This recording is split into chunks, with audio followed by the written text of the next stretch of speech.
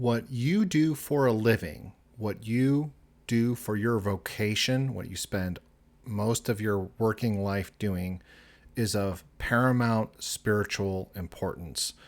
This is why we have a whole unit dedicated to vocational alignment.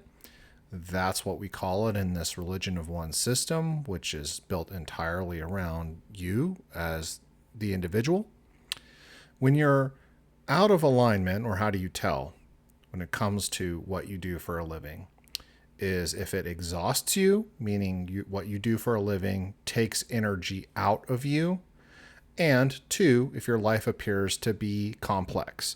When I was first working on this, I thought this is just a part of the human condition, that solving these problems when it comes to spiritual alignment, manifestation, what we do for a living, and ultimate fulfillment in life is complex because there's no more complex thing that we know of in the universe than humans, right? So this must be the most complex problem there is to solve. And then I caught myself. It actually appears to be complex when you don't know who you are or what to do for a living. Then life appears to be complex. It appears to be made up of a billion shattered, disassociated pieces that you are desperately trying to balance. You don't know how to balance your work with your need to recover from that work, with your need to take care of your body and your family and your friends and your other obligations and your own physical self-care and all this other stuff. When you do know who you are and what to do for a living, what again we call vocational alignment, which means that's your highest spiritual purpose. It's not just something that fits your personality. It's really just dead on and motivates you throughout life to produce and create in this way. Life appears to be simple. So we've all heard stories, and I don't know, hate these people out of jealousy or whatever, but we hear stories of people that just had healthy upbringings most likely, or got a lot of encouragement when they were younger, and they knew exactly what they wanted to do. When they were little, it didn't matter how rare success was. They just knew, I want to be a musician. I want to be a writer. I am a painter. And they just go do that thing, a filmmaker. They just do that thing and stumble ass backwards into success because it didn't occur to them that they could do anything else. So they just kept at it until they were successful. And life has this beautiful, not only success, but simplicity to it. Well, I just do this thing and I make more than enough money at it. I'm perfectly happy and content with what I do. And sure, they might have other issues, but this paramount issue of what to do with your life's work, your life's energy while you're here is not contested. So they're not all internally confused. When you have a lack of energy in a system, this is what I learned in my biology studies, was it's like a messy room. This is why Jordan Peterson is always telling you, clean your room. Well, when there's a lack of energy to maintain a system, it falls into entropy. So it appears to be broken up and complex, right? You have stuff all over the floor. You don't know where things are. And then if you put energy into a system, it appears to be more organized. Well, when you're in your vocational alignment and you're doing what really excites you, it gives you energy. It puts energy into your system. And that's really what you need to be after. That's what we should be after as spiritual seekers, right? Is that kid on Christmas morning kind of feeling. And so every year, millions of kids all over the world feel this as a reality. How are they the rest of the year when it's time for school? I don't feel good. I don't feel like going. I can't wake up. 8:00 in the morning, you're going to be late for school. You're going to miss the bus, right? And that's not just an excuse. That's a felt thing. So really, when you want to talk about energy, it literally changes the energy in your body versus, too tired. So that's a kind of resistance versus what? That same kid on Christmas morning, 4:30 in the morning, they're annoying their parents. I can't wait. Get up. Because they're excited. When it comes to what you do for a living, let's all affirm today, even if you don't know what it is. Just say to yourself every day, I am resolved to feeling like a kid on Christmas morning, full of excitement, waking up full of electricity to do what I was meant to do in my life every day for the rest of the day and days of my life. And I am not going to settle for anything less. I deserve that excitement. I'm committed to achieving that excitement and dedicating myself to the quest of finding out what it is and to have the answer in my hand. Even if you don't know it right now, it's there. It's mine. It belongs to me. That's the life that I deserve. And I command the universe to return it to me.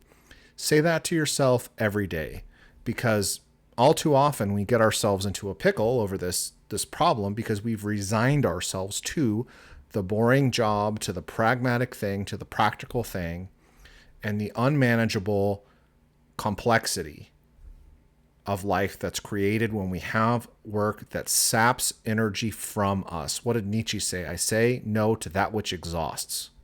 Burnout is that. Burnout is internal fatigue that comes from having worked a job or a career. As hell, maybe it's your entire career. Maybe it's not just the job that is sapping energy from you rather than giving it back. And if it's the right thing for you, you will be up electrified where you can't stop. In the Hermetic traditions, we had this notion of the great work, the magnum opus, which means the great opera. But by opera, it's a metaphor for the great work. And that's been called by some the magnificent obsession, right? You just can't stop doing it. You have to force yourself to not do it. You have to force yourself to refocus on other things. So one really common problem is people say to me, I have too many interests. I have all this other stuff.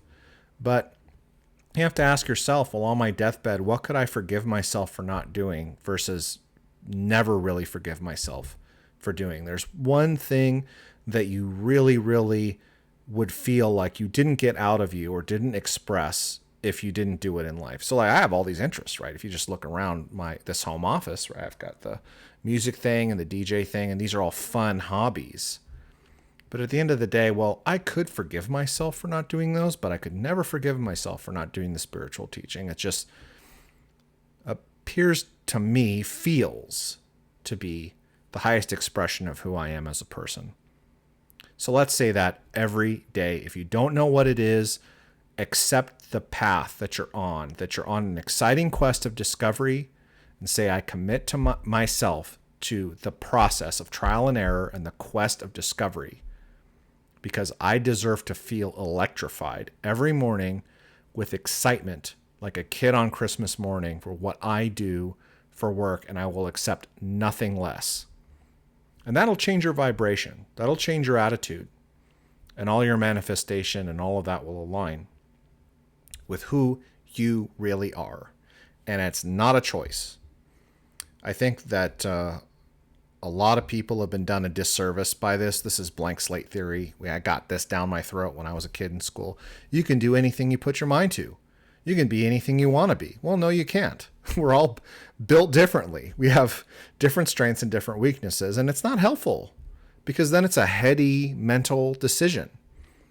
And it's not. You have to, journaling for your past, looking at your past is a great way to start. Looking at it and saying, well, maybe you had a traumatic past or toxic or abusive upbringing, but were there moments where you naturally gravitated toward doing certain things that really excited you? What have you dismissed? Have you forgotten how to play? Have you forgotten to be creative? And in what way? How would you take ownership of that? And a lot of us complain about the age that we're in, and it has problems like every other era in human history. But the truth is, we have more opportunities today to express ourselves and be entrepreneurial than at any other time in human history. Like, look at this. This is a YouTube channel. I can be the star of my own show and produce just like that. When else in human history could you possibly do that? So it's time to resolve, and it's time to affirm that you deserve to do for a living what makes you feel that way, and ignore the complexity. That's a bad sign. And it's not, the complexity is not about right or wrong or the number of things you have to juggle. Like, okay, well, I reduced it from 10 things to 8 things, It's just how you feel. There are people who are living their life's work and have to juggle kids and spouses and life just like you do, but they don't feel the weight of complexity because they don't feel like they're in the middle exhausting their energy in a million different directions. They know what that primary thing is that inspires them, that gives them that energy to manage all the other aspects of life because they've prioritized themselves and their true spiritual purpose, their vocational alignment above and beyond everything else. That's what aligns them. That's what gives them that energy and that spark. Let's put your resolution in the comments below, even if you don't know what it is. Let's affirm this every day until we make it happen, right? Take care.